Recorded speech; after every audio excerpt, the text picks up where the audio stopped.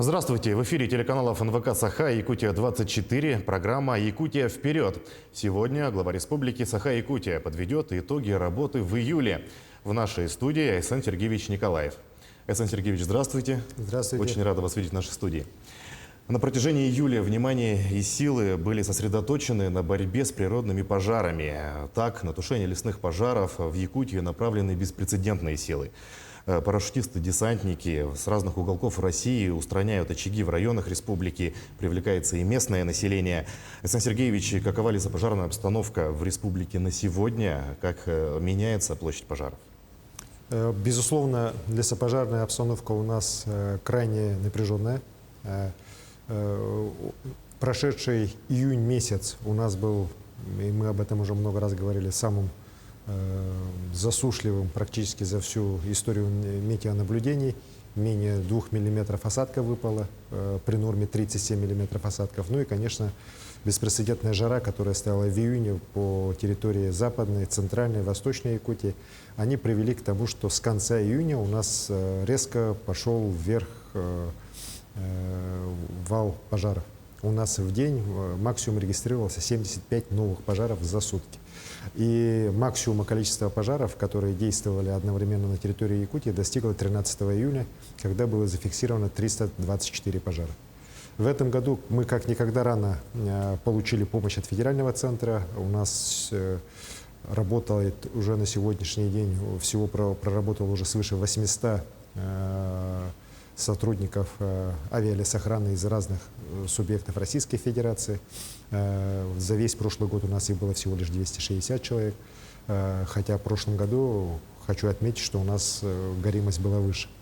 Вот. Мы привлекли большие силы наших местных, всех лесопожарных формирований, специализированных сил МЧС, конечно же, местное население и добровольцы очень нам помогли, особенно вот уже последние, скажем так, декаду июля.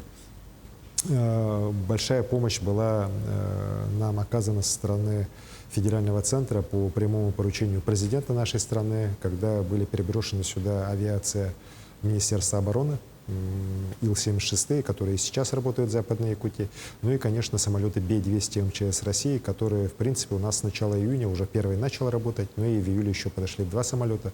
У нас на самом деле мощная группировка и авиации, воздушных судов, так, самолетов, и вертолетов Министерства обороны, МЧС и наших региональных авиакомпаний сегодня работает как раз и на патрулировании, и на переброске сил, и на самом непосредственном тушении пожаров. В результате вот всех этих действий нам сегодня удалось сократить количество действующих пожаров с 324 до 125. Это на самом деле огромный труд, и я бы, пользуясь случаем, хотел бы выразить огромную благодарность всем тем, кто участвовал и участвует в тушении лесных пожаров на территории нашей Якутии. Это на самом деле мужество. Я постоянно бываю на этих пожарах, вижу, в каких тяжелейших условиях работают специализированные формирования, какую большую помощь оказывают добровольцы, которые занимаются окарауливанием пожаров, так, дотушиванием этих территорий, как организована работа сил МЧС, наших лесопожарных формирований республиканских. Это, конечно, огромный труд, огромный риск, и благодаря труду этих людей мы на самом деле сегодня побеждаем огонь. Конечно же, большую роль сыграл, на мой взгляд, этот самолет Ан-26 с установкой «Циклон», который вызывает искусственные дожди. Он и усиливает дожди, которые идут. И последние дожди, которые прошли в Центральной Якутии, как раз были усилены в результате действия этого самолета. И у нас по горному району есть очень хорошие результаты. Мы сегодня можем сказать, что большие лесные пожары, они очень серьезно ослабли. В районе Магарас мы вообще считаем, что обстановка стабилизировалась. Один из больших пожаров локализован, второй уже в стадии локализации. Очень серьезно спала опасность в районе Кюрюляха и Асамы. Конечно, тревогу вызывает район в районе Бескюля, куда несколько крупных пожаров продвигается с разных сторон. Но уверен, что мы сейчас как раз уже сможем маневрировать силами и Федерального резерва, и нашего республиканского для того, чтобы более успешнее противостоять этим пожарам. По моей просьбе сейчас сюда по решению министра природных ресурсов страны Козлова переброшена дополнительная взрывчатка для как раз создания минерализованных полос в труднодоступных районах. Она уже в эти дни начнет, эта группа, работать, и я уверен, что это тоже внесет свою лепту в дело как раз локализации пожара. Наша главная задача до 15 августа все-таки ситуацию стабилизировать. Если мы вспомним прошлый год, то как раз в начале августа произошел резкий скачок пожаров, когда практически с 3 миллионов 200 гектаров республика там до 4,5 дошла буквально за 2 недели. Наша задача не допустить этого в этом году. При этом хочу особо отметить, что в этом году мы, если сравнивать с прошлым годом, как раз в результате очень большой работы, которую мы проводим именно по тушению пожаров, с самого начала, мы потушили по количеству пожаров уже в 1,5 раза больше пожаров, так, почти 150 уже пожаров, почти так, на общей площади в 9 раз больше, чем за аналогичный период прошлого года, почти 500 000 гектаров уже потушено в результате работы как раз лесопожарных формирований и привлеченных сил в нашей республике.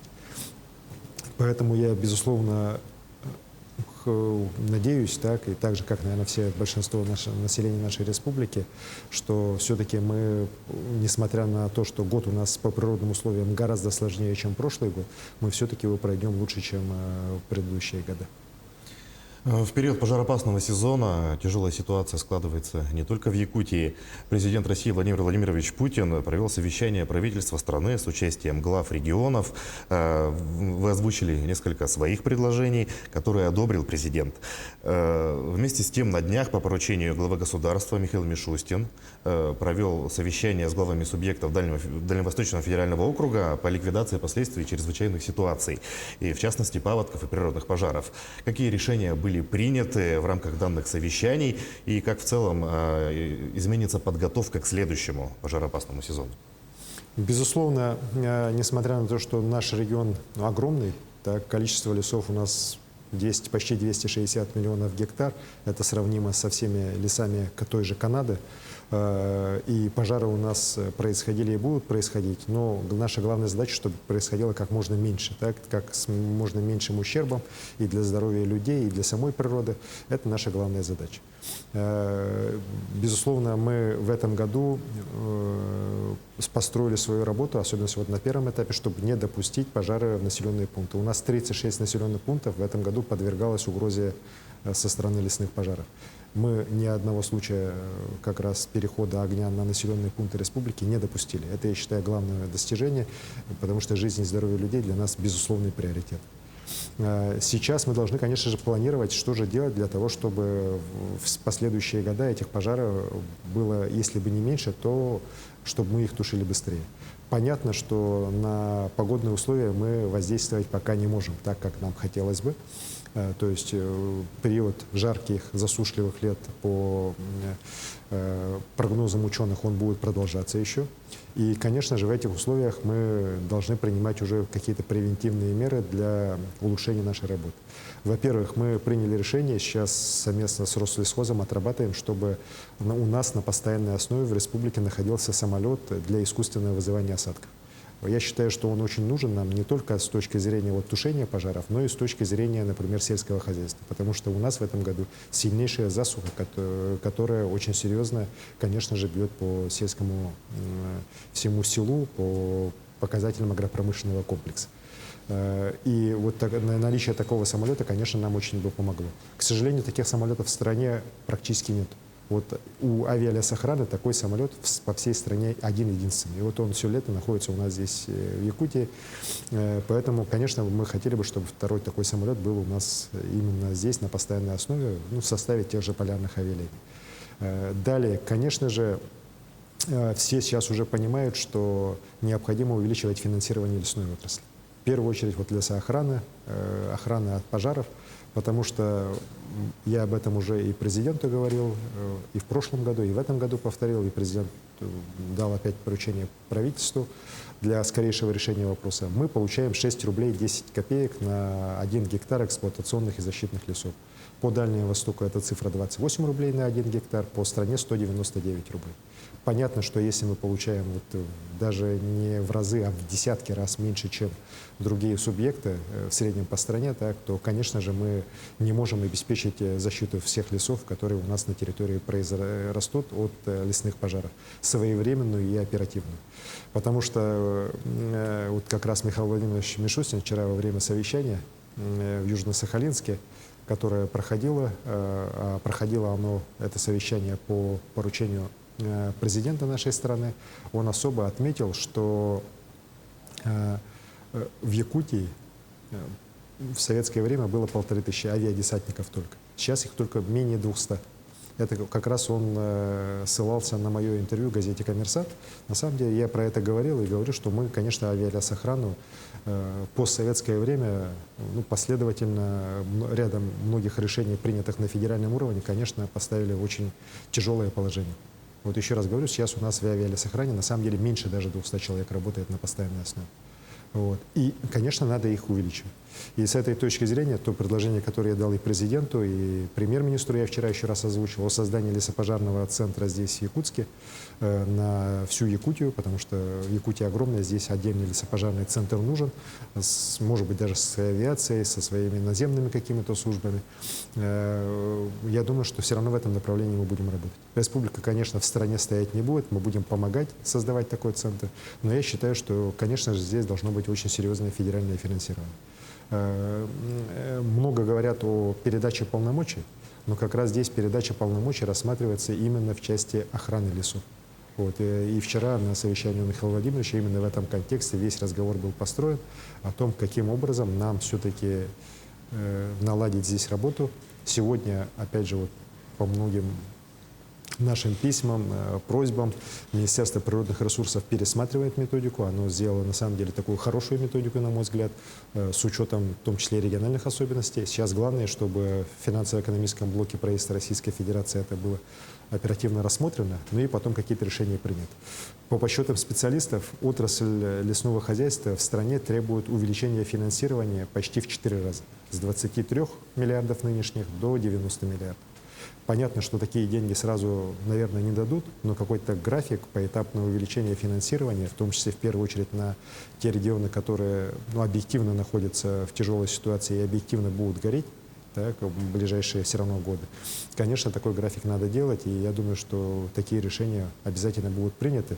Но я очень рад, что и президент, и премьер-министр наше предложение в целом поддержали, дали соответствующие поручения, и очень надеюсь, что они уже воплотятся в реальные дела. Еще одна отрасль, которая пострадала от жары, это сельское хозяйство. Важнейший вопрос – это кормозаготовка. Сухая и жаркая погода этого лета повлекла за собой низкий травостой. План по заготовке сена едва ли удастся выполнить в этом году. Каким образом будет решаться проблема кормозаготовки? Безусловно, вопросы заготовки сена, сенажа, силоса для нас очень важны. С точки зрения стабильной работы сельского хозяйства, в целом стабильности на селе, мною соответствующие поручения уже даны. И создан штаб во главе с председателем правительства Тарасенко Андреем Владимировичем, который будет лично курировать вопросы эти. Мы сегодня видим, что по ряду районов, конечно же, которые очень серьезно пострадали от засухи, план будет выполнен чуть на уровне 50%. В первую очередь это касается Тампонского района, Усть-Алданского, Аймеконского районов. Непростая ситуация в ряде заречных районов и вилюйских. Безусловно, будет организована работа, и уже организована, началась работа мобильных бригад на труднодоступных участках. Правительство тоже поможет и с топливом, и с финансированием для их работы. Это наша традиционная практика. Конечно же, в те районы, где будет сено заготовлено больше, чем нужно, будет организована и продажа его в другие районы. К сожалению, таких районов у нас не так много в этом году. И, конечно, мы сейчас отрабатываем вопросы поставки комбикормов, если понадобится, может быть, и грубых кормов, уже извне республики. Этим правительство занимается. В эти дни, по моему поручению, председатель правительства вылетает в Амурскую область для проведения соответствующих переговоров. Главы регионов дальневосточные уже о нашей проблеме знают, готовы поддержать.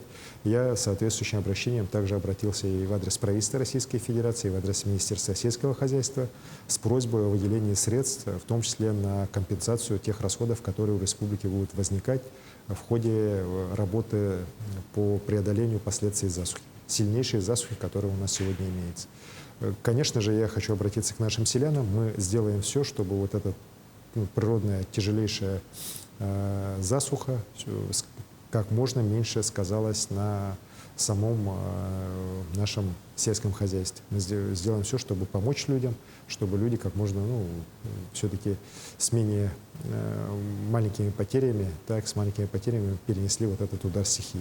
И в дальнейшем, конечно, эта работа вся будет на контроле у правительства и на моем личном контроле. Сейчас будет ряд совещаний организован под моим руководством, где мы по ряду районов будем рассматривать ситуацию и принимать оперативные меры с правительством для того, чтобы ситуацию быстрее подправить там, где нужно еще дополнительно помочь. В течение июля практически без изменений остается и эпидемиологическая обстановка. Ежедневно в Якутии выявляют более 100 новых заражений коронавирусом. При этом продолжается и массовая иммунизация. Много ли случаев заболевания новым штаммом коронавируса в республике? К сожалению, хочу сказать, что конец июля нас не радует. У нас растет количество заболевших новой коронавирусной инфекцией. И самое печальное, что рост идет именно среди молодежи, активной молодежи, в первую очередь по городу Якутску. У нас уже, скажем так, возрастная группа 18-29 лет, она уже составляет более 20% заболевших. И в этой целевой группе рост за последние недели, каждую неделю регистрируется рост на 25% заболевших. Это говорит о том, что те ограничительные меры, которые у нас по городу Якутску работают, они не дают эффекта. Вакцинация идет тоже медленно. И здесь надо предпринимать дополнительные меры по соблюдению тех ограничительных мер, которые есть. Поэтому внесено предложение и поддержано оно оперативным штабом, что у нас вот эти все,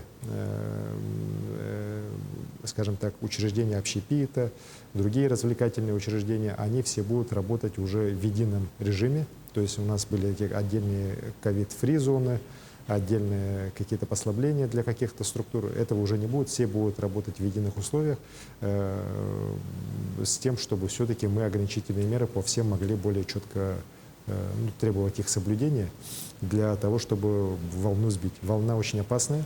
И с этой точки зрения хочу сказать, что, к сожалению, у нас в Якутске и в Якутии в целом уже есть и бразильский штамм, и вот этот индийский штамм, и, к сожалению, они достаточно быстро распространяются. Сейчас именно из-за распространения вот этого индийского штамма мы связываем то, что у нас большое количество детей заболевших.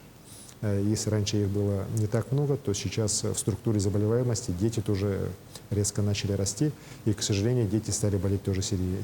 Мы уже имеем случаи, когда санавиации вынуждены сюда детей доставлять в наши республиканские больницы для спасения их жизни.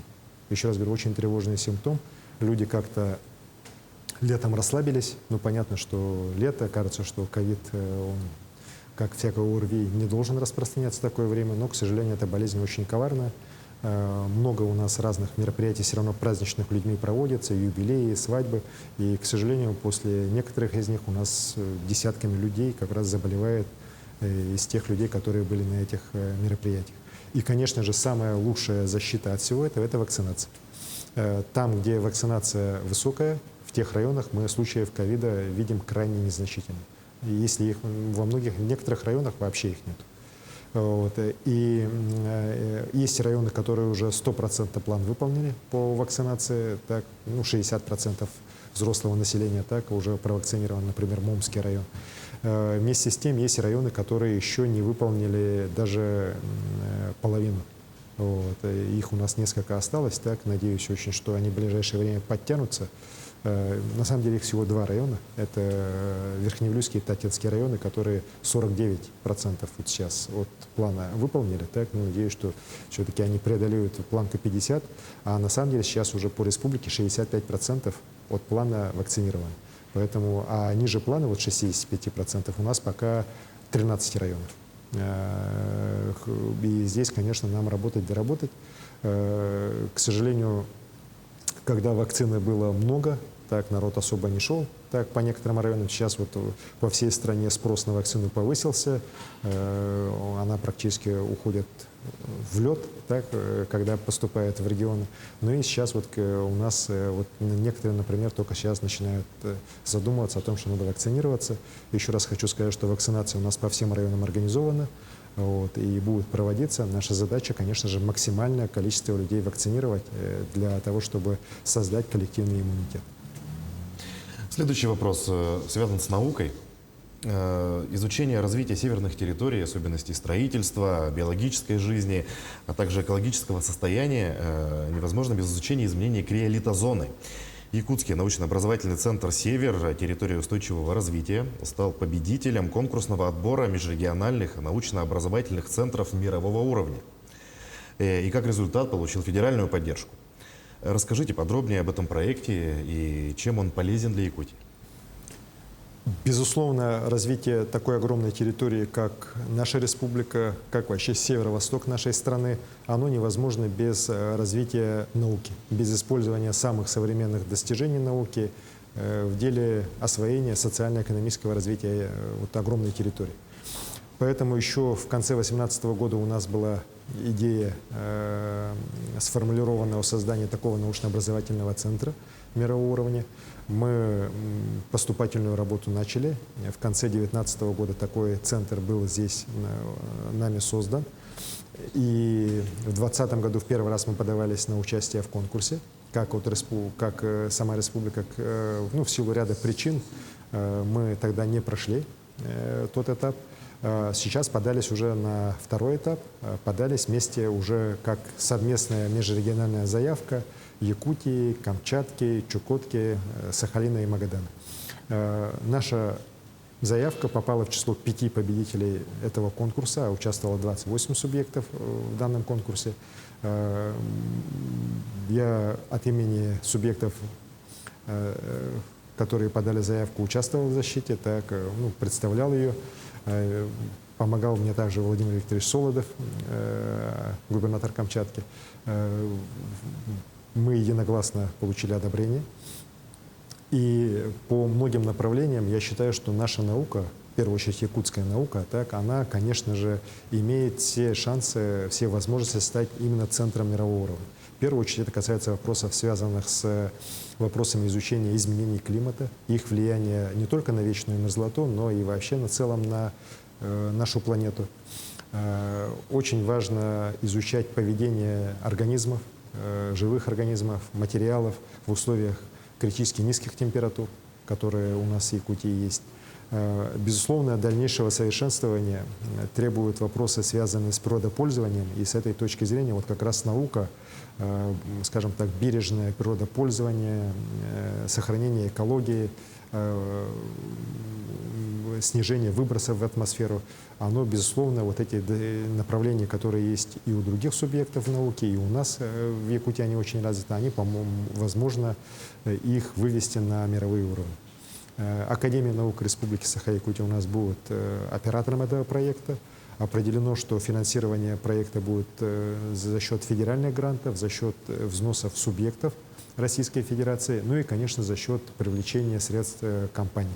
В первую очередь компаний-недропользователей, которые работают на территории нашей Якутии или намерены работать, ну и не только Якутии, но и других субъектов, которые входят в НОЦ. Мы считаем, что у нас очень хорошие перспективы, в том числе по самым современным технологиям, таким как, например, водородные технологии, где Сахалин сегодня заявляется на ряд таких тоже компетенций мирового уровня. Уверен, что вот это весь симбиоз, вся правильная работа по организации научно-образовательного центра мирового уровня «Север. Территория устойчивого развития», конечно же, позволит решить главную задачу – это повышение качества жизни людей в наших регионах. И наблюдательный совет, который я возглавляю, и, скажем так, непосредственно уже сами ученые, все готовы включиться. Наш Северо-Восточный федеральный университет тоже будет одним из таких ключевых участников научно-образовательного центра, ряд московских ведущих научных академических институтов и образовательных учреждений высшего образования тоже заявили о своих планах работы вместе с НУЦем. Поэтому планы у нас большие. Академия наук Российской Федерации тоже нас поддерживает, так, и уверен, что вот вместе мы сможем эту работу уже в ближайшее время организовать, и уже какие-то практические результаты уже со следующего года пойдут. Немного поговорим о столице нашей республики. По национальным проектам в Якутске и пригороде строят много. Сюда входят и дороги, и социальные объекты, ну и, конечно же, Жатайская судоверфь. Также во время объезда объектов, не так давно возводимых в столице по национальным проектам, вы сообщили о том, что в Гагаринском округе после завершения детского сада перейдут к строительству школы. В этом году какие объекты будут возведены в строй? Введены в строй, точнее. Безусловно, развитие столицы нашей республики, города Якутска, постоянно находится в зоне моего внимания. Мы постоянно встречаемся с главой города, обсуждаем дальнейшие планы и краткосрочное, и долгосрочное развитие Якутска.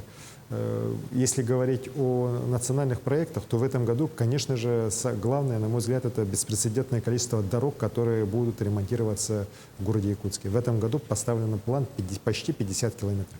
Никогда в истории города Якутска столько дорог за год не ремонтировалось. Сейчас уже значительная часть плана выполнена, практически свыше 50%, в первую очередь в пригородах города Якутска. Я вот ездил, смотрел и Хатас, смотрел Тулагина, смотрел Марху. Ну, радуюсь, что многое то, о чем мы мечтали, когда я еще был главой города, сегодня вот воплощается в жизнь благодаря поддержке президента страны, решением которого как раз на Якутию были выделены большие средства именно по нацпроекту по безопасным качественным автомобильным дорогам. Вижу, как преображаются эти наши поселки, так, и, конечно же, работа идет и в самом городе Якутске. Здесь будет в этом году один из главных объектов – это окончание строительства объездного шоссе. Конечно же, вот большое количество ремонтов, оно создает определенное неудобство, но я вижу, что люди с пониманием к этому относятся, потому что мы в итоге должны получить качественные дороги. И здесь самое главное, конечно же, общественный контроль за проведением этих работ. Недопустимо, чтобы, к сожалению, как в прошлые года у нас асфальт укладывали в снег. Такого мы не должны повторить. Ну, уверен, что городская администрация, подрядчики ее не допустят такого, ну и работы будут проведены в срок и качественно. Это очень важно. По социальным объектам достаточно большое количество их сейчас в городе строится. Те же детские сады. Вот мы смотрели детский сад на Портовском районе. Я помню в то время, когда там стояли сплошь аварийные дома, они все были расселены. Ну, еще вот в 12, 13, 14, 15 годах. Сейчас там уже вот вырисовывается очень красивый новый современный квартал. И, конечно же, после того, как детский сад будет построен, мы понимаем, что там напрашивается уже строительство большой школы. Территория под нее определена. Вот практически рядом с детским садом. Уверен, что этот объект в ближайшие годы начнет строиться. И на Портовской квартал – это один из самых быстрорастущих районов. Вообще Гагаринский округ – самый быстрорастущий округ нашей столицы. И, конечно, новые социальные объекты там нужны. Очень хорошо, что там сейчас по линии наших договоренностей с «Газпромом» строится большой спортивный объект. Вот, и построен уже вот современная ДК, Центр современного искусства имени Гагарина. В целом рад, что вот эта территория очень активно преображается. Ну и в целом по городу мы имеем большие планы его преображения в лучшую сторону, так, чтобы он стал благоустроенным, стал более зеленым. Я Евгению Николаевичу предложил, он поддерживает, что в следующем году, в год юбилея, мы, конечно, в Якутске должны возродить массовую высадку цветов. Надеюсь, что их будет уже не 1 миллион, а 2 миллиона. Так, Якутску это вполне по силам.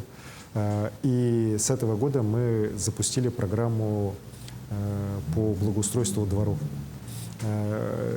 Знаете, это очень важная тема, потому что для жителей, конечно, хорошее состояние двора – это очень большой такой показатель социального самочувствия.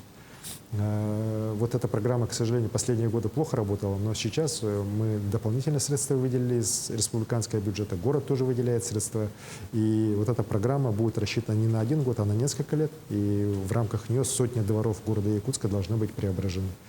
Вот в ближайшее время городская администрация окончательно проект, как называется, уже упакует, подготовит, ну и мы его, уже сейчас многие дворы делаются, но мы ее как бы в долгосрочной уже перспективе ее уже презентуем. Ну и, конечно же, я планирую до Дня города, который у нас в сентябре пройдет, уже должен быть окончательно согласован и подписан указ о развитии города Якутска, столицы нашей республики Саха-Якутия, на период до 1932 года. Продолжим темой спорта. В первую очередь хотели бы отметить важный для нашей республики факт, что на Олимпиаде в Токио первую золотую медаль в копилку нашей сборной России принесла Виталина Бацарашкина, 24-летняя спортсменка, мастер спорта по пневматической стрельбе из пистолета, серебряный призер Олимпиады в Рио-де-Жанейро и победительница игр «Дети Азии». И в Якутске в 2012 году она победила в соревнованиях. Как вы оцениваете вклад международных игр «Дети Азии» в развитие спорта нашей страны? Вы знаете, «Дети Азии» – замечательный проект, который был основан нашим первым президентом Михаилом Ефимовичем Николаевым в 1996 году. И он уже дал не только нашей республике, не только нашей стране, но и миру уже, многим другим странам, уже многих олимпийских чемпионов. Виталина – это далеко не первый и, уверен, далеко не последний олимпийский чемпион, который прошел школу детей Азии. Конечно, очень жаль, что в свое время было принято решение о переносе игр «Дети Азии» из Якутска. Вот сначала хотели провести их в Монголии, потом в другой стране. В итоге все-таки сейчас приходим к тому, что в 2022 году они пройдут в Владивостоке. Но мы сейчас уже и с министром спорта Российской Федерации Матыцыным, который сюда прилетал, и с президентом Олимпийского комитета Поздняковым Станиславом, который тоже был у нас здесь в Якутске, мы проговорили, что все-таки в 2024 году надо игры проводить, и надо их проводить в Якутске. Потому что я считаю, что это огромный стимул и для развития спорта, для вообще развития здорового образа жизни. Ну и, конечно же, это огромный стимул вообще для развития инфраструктуры. В целом, мы помним, как мы к детям Азии всегда готовились, как преображался и Якутск, в целом, как вся республика этот праздник воспринимала. Это же праздник для детей, причем детей со всего мира, со всей Азии, так, и, безусловно, Якутия этим гордится, тем, что здесь, на ее территории, этот праздник родился спортивный, и мы уверены, что должны его сделать постоянно, по крайней мере, летние дети Азии, и, на мой взгляд, должны постоянно у нас в Якутске проходить. У нас все для этого есть, и уверен, что в 2024 году эти игры Якутск наш, вообще Якутию нашу украсят. И продолжим тему игр. В июле Горный район принял 21-ю спартакиаду по национальным видам спорта игры «Манчары». Без преувеличения, это самое масштабное спортивное событие в нашем регионе. Его даже называют, его даже сравнивают с Олимпиадой. Александр Сергеевич, как вы оцениваете уровень организации игр в этом году и как прошли соревнования? Безусловно, я хотел бы поблагодарить организационный комитет, всех тех, кто участвовал в создании спортивных объектов, кто участвовал в реконструкции многих социальных объектов, в строительстве, которое проводилось в Горном районе весь период подготовки к 21-м играм Манчары, всех жителей Горного Улуса, которые на самом деле искренне от души хотели этот праздник провести и смогли его, несмотря на все проблемы, на очень высоком уровне организовать. Это на самом деле дорогого стоит. Я искренне им благодарен. Праздник прошел замечательно. Ничто не смогло ему помешать, ни ковид, ни пожары. Вот. И вы знаете, то, что на этот наш праздник прилетели вот и министр спорта Российской Федерации, и президент Олимпийского комитета России вместе, да, это о многом говорит. Наш проект уже вошел, федеральный проект «Спорт. Норма жизни», именно как проект, который продвигает спорт в массы, национальные виды спорта. Для нас, для всех очень воодушевляюще прозвучала новость о том, что самбо сейчас вот, ну, истинно российский вид спорта вошел уже в число тех видов спорта, которые признаются Олимпийским комитетом. И это, вы знаете, открывает нам такую дорогу к тому, чтобы наш масс-рестлинг, например, да, тоже, если мы будем этим целенаправленно заниматься, в ближайшие десятилетия вошел тоже в число видов спорта, которые Олимпийский комитет международный признает. Ну и там дальше, чем черт не шутит, почему бы и масс-рестлингом не стать олимпийским видом спорта. Уверен, что все для этого у нас есть. И вот как раз вот такая популяризация через наши игры Манчары, которые на самом деле называют олимпийскими играми в национальных видах спорта, как раз вот эта популяризация очень нужна. И то, что прошли они на очень высоком уровне, несмотря на все ковидные ограничения. Кстати, их очень хорошо соблюдали. Мы сейчас видим, что после окончания игр в горном районе нет никакого скачка по заболеваемости ковида. То же самое, кстати, касается и Исыхова-Лонхо, после которого по Алекминску тоже не зафиксировано роста заболеваемости по ковиду. Вот это говорит о том, что люди все соблюдали, делали все правильно. В результате вот игры прошли на высоком и организационном, и спортивном уровне. Насколько я помню, 4 рекорда установлено в играх. Очень хорошие результаты, очень острая борьба шла. Я поздравляю всех победителей по разным группам. Так. Это тоже очень дорогого стоит. И уверен, что, вот, знаете, вот спорт, продвижение спорта, продвижение здорового образа жизни – это одно из важнейших направлений года здоровья, в которое в нашей республике мною объявлено. Поэтому я хочу всем пожелать здоровья в этом году, и не только в этом году, но и в целом по жизни, да, чтобы мы больше занимались физической культурой, спортом, берегли себя, своих родных и близких, чтобы все у нас было хорошо. Александр Сергеевич, на этой здоровой и приятной ноте мы завершим наш разговор. Спасибо, что нашли время и пришли к нам. Желаем вам дальнейших успехов в работе. Спасибо. В нашей студии глава Якутии Айсан Николаев подвел итоги работы в июле, а мы следим за развитием событий. Оставайтесь с нами.